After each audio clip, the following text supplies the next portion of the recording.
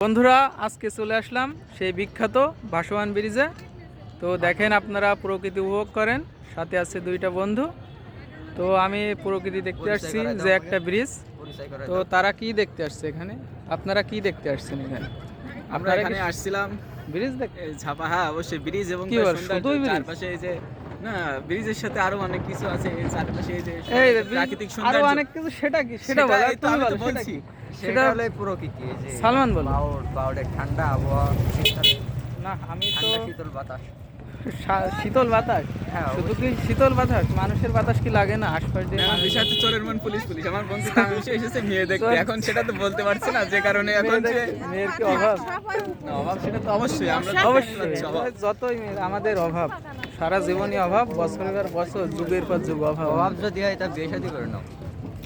কো এখানে তো কোনো দেখছি না, আমি শুধু প্রকৃতি দেখছি। কোনো মেয়ে-